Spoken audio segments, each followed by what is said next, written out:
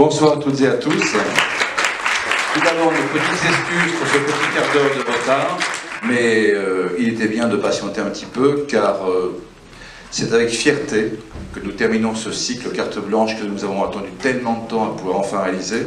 Et je voudrais surtout remercier très chaleureusement les deux invités qui vont nous rejoindre dans quelques instants, puisque quelque part, ils ont quand même été les principaux, si ce n'est définitivement les principaux acteurs du renouveau d'un certain cinéma de genre en France. Leur influence à travers le monde aujourd'hui a été reconnue et est encore reconnue fort heureusement à sa juste valeur, et ils ont un impact monumental sur les jeunes générations de cinéastes et ô combien même moins jeunes.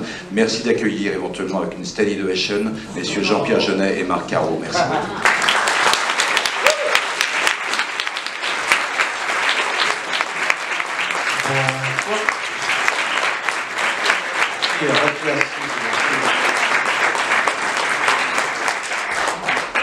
En 1966, que Valérian Borowczyk, Otto et l'amour. Ça va être dur d'en parler, c'est plus facile de faire des films que d'en parler. Paul Caro, il était en train de réviser. Oui, parce que je ne me rappelle plus le nom d'un des personnages, je crois que c'est René Dary ou un truc comme ça, qui joue dedans. Qui fait, pas impossible. Ouais, et c'était le commissaire d'une série moi, qui m'avait énormément marqué quand j'étais vraiment tout le môme, qui était Belphégor, et il jouait dedans. Donc voilà, donc vous allez voir un film de Valérian Borowczyk qui nous tient quand même vraiment beaucoup à cœur, parce que c'est au départ lui aussi un réalisateur qui vient du cinéma d'animation, qui a fait des chefs-d'œuvre. Renaissance est un des films qui est extraordinaire, moi, qui m'a beaucoup marqué. Il y en avait un autre aussi qui était formidable, qui s'appelait Jeu des anges. Grand Prix à Annecy. Voilà, et avec la musique de Bernard Parmigiani, ça venait un peu de tout le service de la recherche de Pierre Schaeffer, quoi, où il y a eu Peter Foldès, Piotr Kamler, c'est des auteurs qui nous ont vraiment marqué à cette époque-là. C'est même ce qui nous a donné envie de faire du cinéma d'animation. Et donc, il avait fait aussi un long métrage qui s'appelle Théâtre de Monsieur et Madame Cabal, qui était bizarrerie absolue aussi. Donc là, je ne sais pas si c'est son premier film ou si c'est Blanche avant. Avec Michel Simon. Voilà. Là, il y a Pierre Brasseur. Voilà. Sa femme qui s'appelle Lydia Brani, si je me souviens bien. Voilà. Moi, je me rappelle bien. Voilà. Je me rappelle juste de sa voix, à cette femme qui m'a, qui a une genre de voix quand même sympa, bizarre, comme ça, que vous allez voir d'ailleurs dans le film. Et tous les trucs Renaissance dont tu parlais, c'était un film, on voyait une pièce en noir et blanc.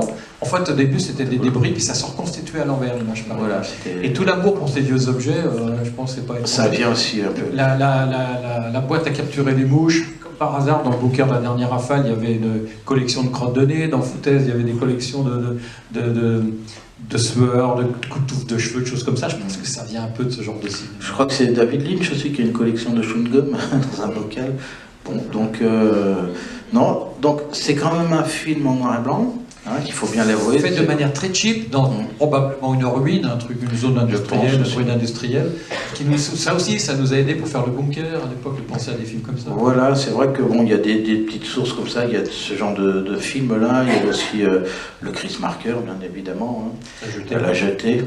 Donc voilà, donc vous allez voir là, c'est vrai que dans la petite carte blanche que nous avons fait chacun, là, c'est un peu les films qui nous ont donné envie de faire du cinéma, c'est vraiment... et donc celui-là, c'est un des plus anciens. L'utilisation de la musique exceptionnelle, vous allez voir Handel sur la plage, c'est extraordinaire. Voilà, et puis moi je me rappelle aussi d'un genre de truc qui était incroyable, ça m'avait... J'aime beaucoup tout ce qui est illusion d'optique, tout ça, et ils vont vous présenter une image que vous allez pouvoir voir sur plein d'angles différents, comme des anamorphoses, et bon voilà, c'est des grands souvenirs de cinématographie et qui vous restent toute votre vie. Il y a un grand crétin au fond de la classe aussi, le cancre. Et moi, c'est moi en fait. J'ai redoublé deux fois, c'était moi. Ah non, moi j'étais trop petit. Bon, ben voilà, c'est toujours un peu bizarre de parler de films que vous n'avez pas vus, donc on va vous laisser le voir. Et puis ben j'espère que ça va vous plaire autant que ça nous a plu à nous. Que vous aurez autant de plaisir à le voir que nous. Allez, bonne projection. Bon, merci.